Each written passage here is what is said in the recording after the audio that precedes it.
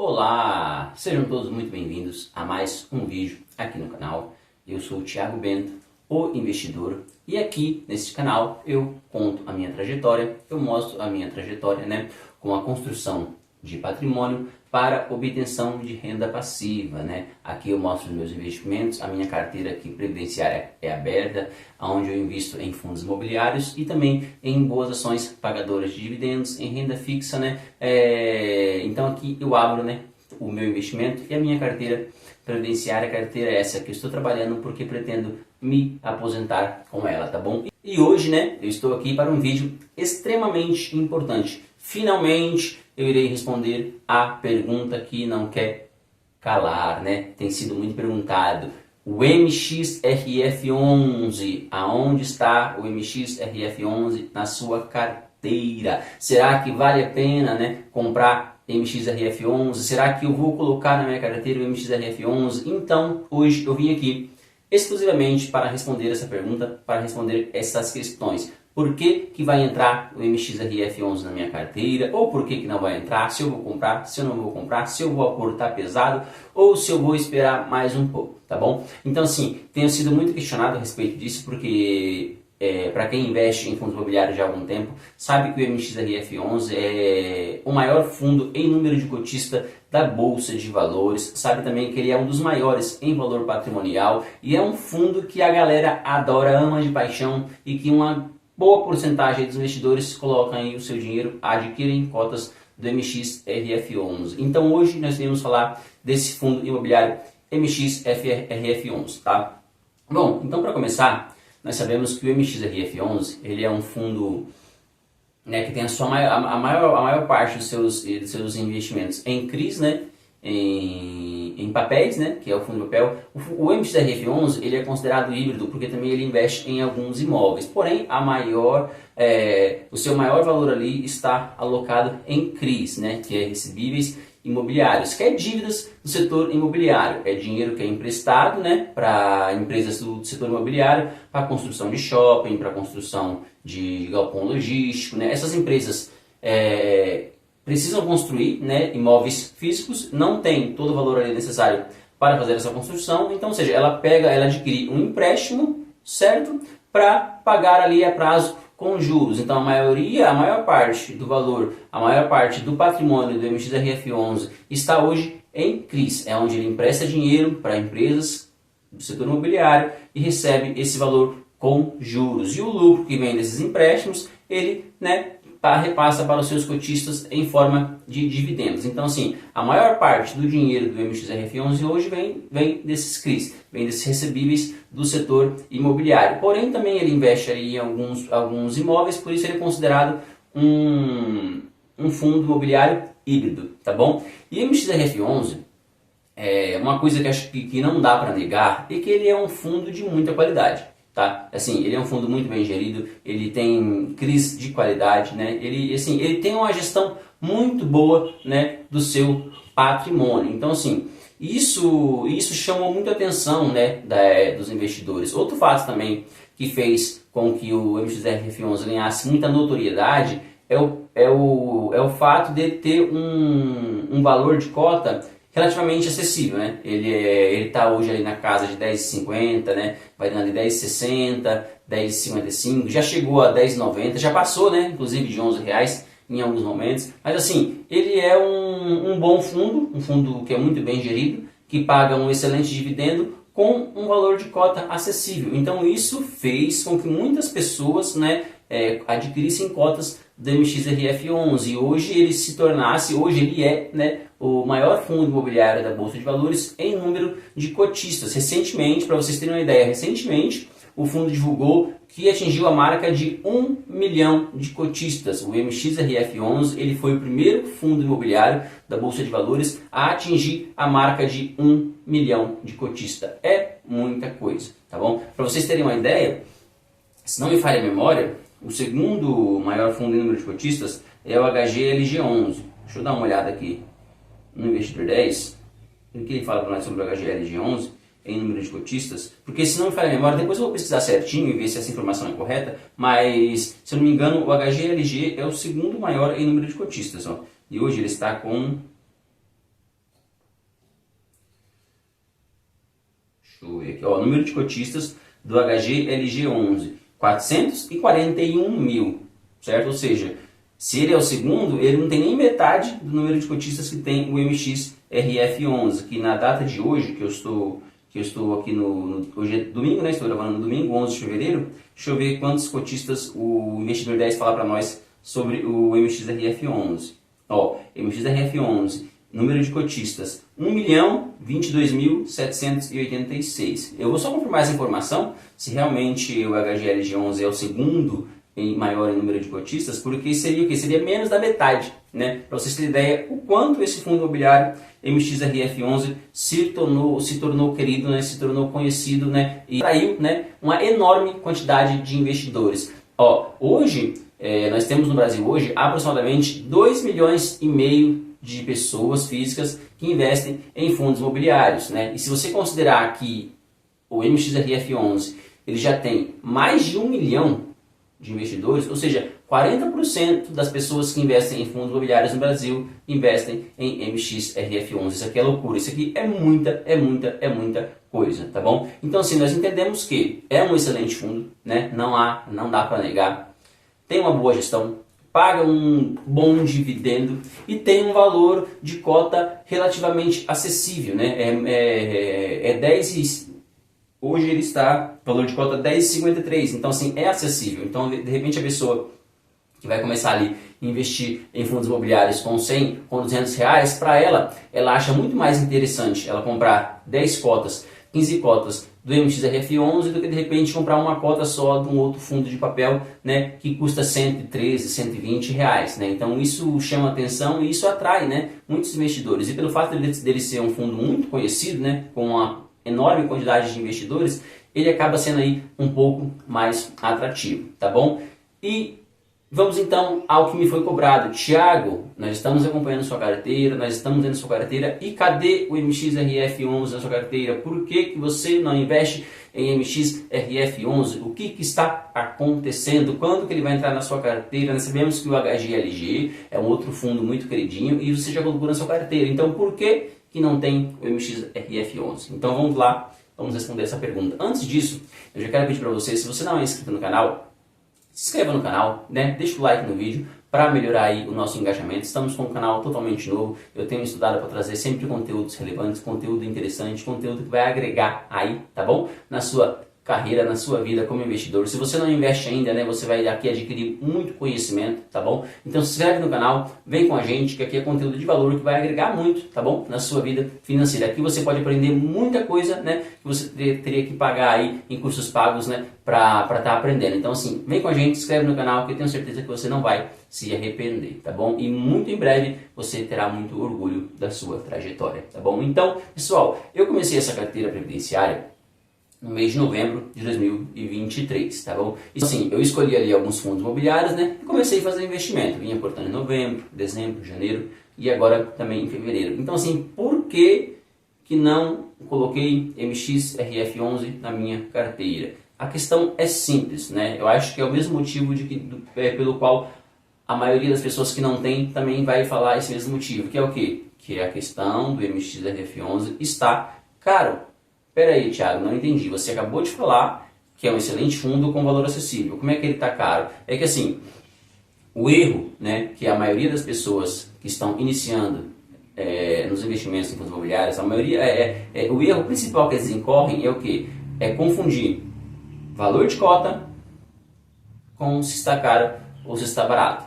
Nós sabemos que para fundos imobiliários, o que diz se o fundo está barato ou se está caro não é o preço da cota, né? Não é por caso, o fato do MXRF11 custar 10,50 e nós temos outros fundos que custam 120, 115 reais, isso não significa que ele está barato e o outro está caro. Não é o preço da cota que determina se um fundo imobiliário está caro ou se está barato. O que determina se o fundo imobiliário está caro ou se está barato é o PVP, que é o preço sobre valor patrimonial. Nós sabemos que todo fundo imobiliário ele tem ali um valor patrimonial por cota, certo? Que é o valor patrimonial que ele tem, né? Quanto que ele tem de valor patrimonial dividido pelo número de cotas, né? E esse valor que dá é o valor justo, né? É o valor que deveria custar uma cota desse fundo. Então, assim, independente se o fundo é base 10, se ele tem um preço ali na faixa de 10 reais, ou se ele é base 100, se ele tem um valor ali de cota, né, próximo ali 100 reais, né, não é isso que determina se ele está caro ou barato, e sim o PVP. É quando você calcula o PVP, é quando você calcula o preço sobre o valor patrimonial, é que você então vai ver se o fundo está caro ou se está barato. Então, assim, por que o MXRF11 não está na minha carteira e por que ele não vai entrar tão já? Não pretendo colocar. Porque ele está caro, certo? Ah, mas é R$10,50 uma cota, sim, mas o valor justo para ele seria R$9,93, certo? Esse seria o valor justo da cota. Então, ou seja, quem está comprando a R$10,50, quem está comprando a R$10,60, está pagando caro nesse fundo. E eu, particularmente, não compro fundo imobiliário de papel com PVP acima de 1. O máximo ali é 1,01, né, para fundo de papel. Por quê? Porque para fundo de papel o PVP é extremamente relevante. Certo? Para fundo de tijolo é diferente, o PVP já não é tão relevante assim. Se ele está para fundo de tijolo, eu posso comprar um PVP acima, 5% acima de 1, 6%, 7%. Por quê? Porque o fundo de tijolo, ele tem ali a cada um ano, a cada 2 anos, um reajuste, né, de preço dos seus imóveis, né? Ele possui imóveis físicos e a cada pouco de tempo esse preço é reajustado. Então, assim, esse PVP ele pode estar a 1,20, né? 1,2 e na próxima reavaliação ele cair para 0,9.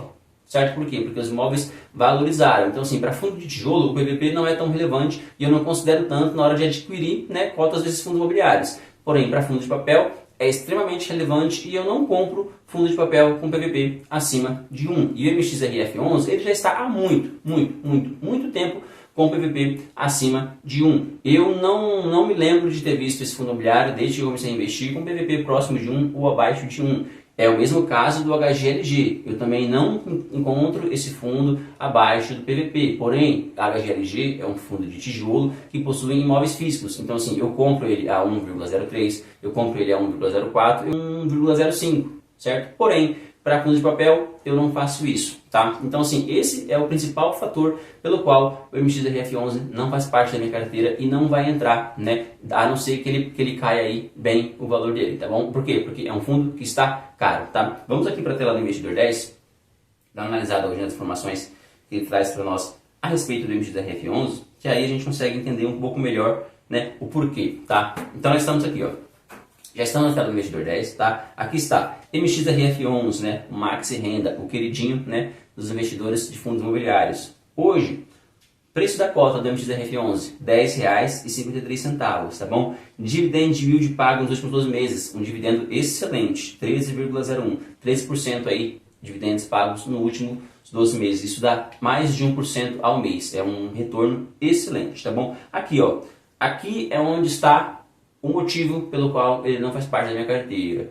PVP 1,06. Então hoje esse fundo imobiliário ele está a 6% acima do valor patrimonial. Quem compra ele hoje por esse preço está pagando 6% a mais do que ele vale. E isso compensa? Para fundo de papel, no meu ponto de vista, não. No meu ponto de vista, não compensa pagar 6% a mais em um fundo de papel, seja ele qual for, né? Independentemente se ele é o melhor fundo de papel da Bolsa de Valores, que para muitas pessoas o MXRF11 é o melhor fundo de papel da Bolsa de Valores, mesmo assim, na minha opinião, eu não pago, não compensa pagar 6% a mais nesse fundo, tá bom? Então, por isso que ele não faz parte da minha carteira. A liquidez diária do fundo, 12,56 milhões, né? É uma liquidez excelente. Se você quer comprar, quer vender, você não vai ter problema nenhum, porque é uma liquidez absurda, tá bom? E ele teve uma valorização nos últimos 12 meses de 19,12%. Mas por que, afinal de contas, o MXRF11 sempre está acima do PVP? No meu ponto de vista,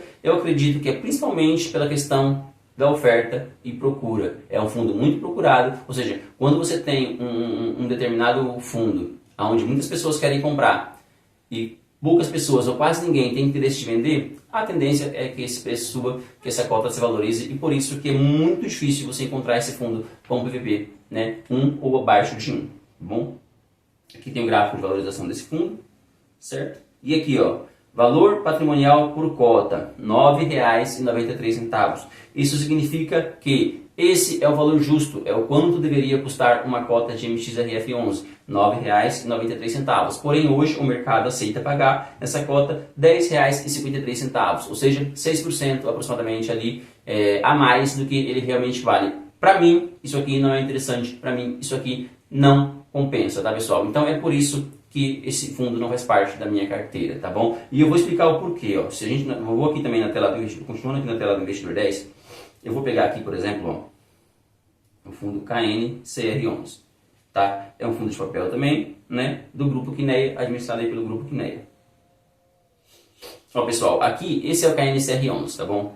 Também é um fundo de papel, tá bom? E valor da cota, R$ 103,80, né? Ou seja, o valor da cota é bem mais alto, bem mais caro que o MXRF11. Porém, você vê aqui, ó, que hoje o KNCR ele está trabalhando hoje com PVP de 1,03. Também está acima, né, ali do seu PVP. Porém, você vê que ele está 3% mais caro, ou seja, o MXRF11 está 6% mais caro. Então hoje, ó, você vê que o dividend yield dele está em 12,77, né, bem próximo ali de 13 também. É um excelente fundo, com uma excelente administração e que hoje está mais barato do que o MXRF11. Então, se hoje eu fosse comprar um fundo de papel, certamente eu compraria esse daqui, ó. Entendeu? Eu compraria hoje o KNCR. É um fundo muito bom, muito bem administrado, é um fundo que confio, é um fundo que eu considero um fundo de ancoragem, certo? Apesar dele também estar acima do PVP, eu tenho esse fundo na minha carteira. Quando eu comprei, eu paguei exatamente, ele estava exatamente com PVP em 1, certo? O meu preço médio ali está na casa de 101 e alguma coisa, se não me falha a memória. E assim acontece, eu comprei ele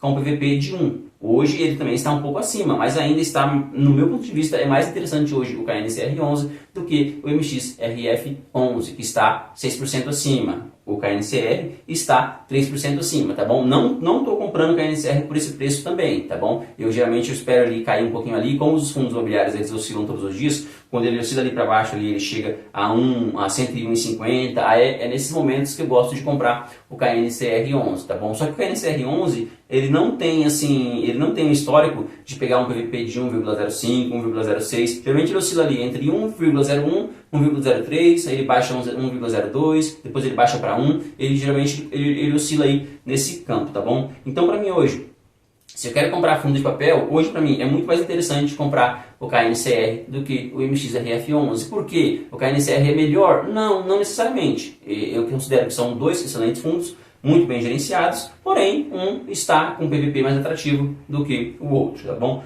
Nós temos aqui, ó, o valor patrimonial do KNCR, R$ 100,87, certo? E hoje ele está custando R$ 103,80, ou seja, 3% aproximadamente acima, né, do valor que seria o valor justo. Aqui, ó, em número de cotistas, o KNCR hoje, em número de cotistas, 310 mil, certo? Ou seja, menos da metade aí, né, do número de cotistas do MXRF11, que já ultrapassou a marca de 1 milhão de cotistas, tá bom? Aqui, ó, pagou o último rendimento de R$ 1,07, tá bom?